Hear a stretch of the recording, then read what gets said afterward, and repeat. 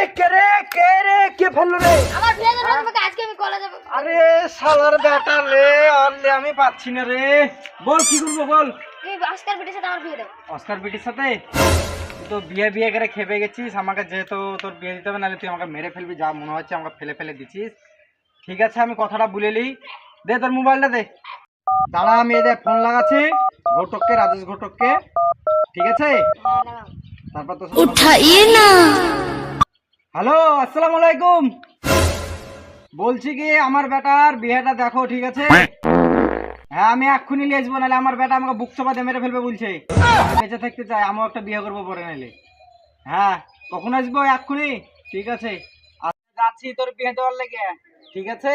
হ্যাঁ। যে ভালো ভাব করে বসবি, খাওয়া দাওয়া করবি, বুঝতে পারলি? ভালো ভাব কথা বলবি, মৌলবি সাহেব যেটা বলবে সেটা শুনবি, বুঝলি তো? হ্যাঁ। যে ওখানে বেশি গোলমাল করিস না, যেহেতু মেয়ের বাড়িতে যাচ্ছি।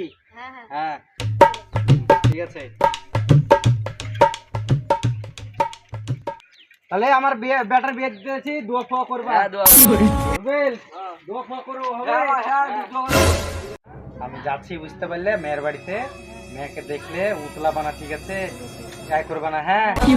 আর আমার সম্মান চলে যাবে, ওখানে ঘটক সাহেব আছে, এখানে তো সালাম সালাম দিবা, হ্যাঁ ঠিক ঠিক আছে আছে? আব্বা তুমি চলো না। ঠিক আছে। তুলে দেখো না কে এসেছে। মেয়ের বাড়ি রে, এখানে বস রে, একটু বেশি তুমি এখানে বসো, আমি যাই ওখানে, ঠিক আছে? ঘটকের সাথে কথা বলে নিয়েছি, আর এখানে নিয়েছে, ঠিক আছে? ঠিক আছে। হ্যাঁ আমি ডেকে নিয়েছি। ঘটক সাহেব হ্যাঁ বলো দেখো গাটাকে নিয়ে এসেছি। হ্যাঁ মেয়েদের বাড়ি ঘর সব ভালো হ্যাঁ হ্যাঁ তো দেনা পাওনা কি করে গেলে হ্যাঁ দেনা পাওনা কিলবা জেনা ফেনা একটা বেটাতে সাহায্য ভাবছে, ঠিক আছে? 10 বিঘা জমি চাচ্ছে। अच्छा। 10 বস্তা টাকা চাচ্ছে।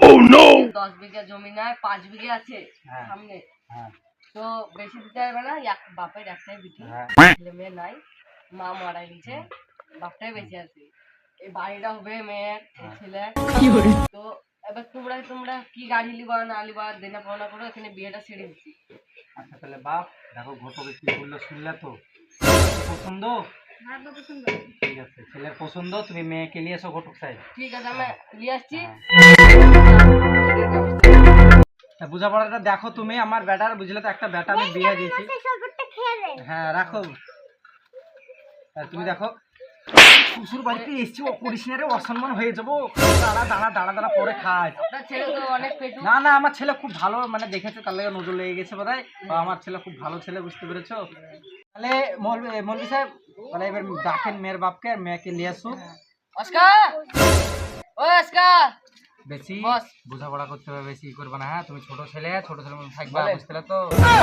বলছি তোর মেয়েকে লিয়ে আয় বিয়েটা ছেড়ে দিস আনছি। হ্যাঁ লিয়ে আয় তো পুরো দেনা পানা যা দিবে এক্ষুনি খাতা কলম করে দিতে আসসালামু আলাইকুম। ওয়ালাইকুম আসসালাম। বসো বসো বসুন। কমলা বুড়ি বসো তুমি কি এর বিয়েতে রাজি হ্যাঁ তাহলে শুরু করি বিয়েটা হ্যাঁ বিয়েটা শুরু করো, তাড়াতাড়ি ছেড়ে দিলে হবে। পানি ঝড় চলে আসলে জামাই মেয়ে দুজনে উড়ে যাবে, তখন ধরতে পারবো না। সোহেলের পিতা লালন শেখ বলো বাপ কবুল কবুল। কমলা বুড়ির পিতা অস্কার শেখ বলো মা কবুল কবুল, কবুল, কবুল কবুল। তুমি বলো কবুল কবুল। কবুল কবুল। মাশাআল্লাহ সুবহানাল্লাহ হয়ে গেছে তোমাদের বিয়ে তাহলে আমাদের বিয়েটা পড়ানি হয়ে গেল। হ্যাঁ এবার আমার যেটুকুন দেওয়ার দায়িত্ব, আমি যেটুকুন পারবো দিতে, সেটুকুন আমি তোমাকে দিচ্ছি।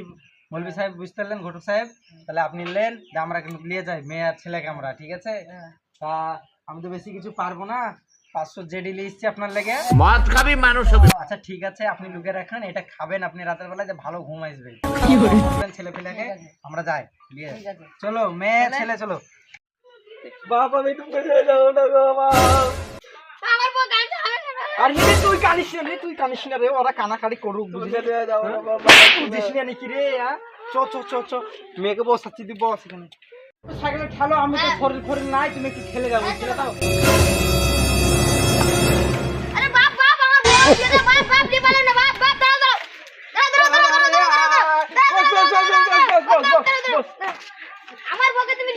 না না আমাকে নিয়ে তুমি পালাবো না, পালাও। বস লে বস বস লে বস চল বস নানি থাকো বিয়ে নিলাম ঠিক আছে রাতে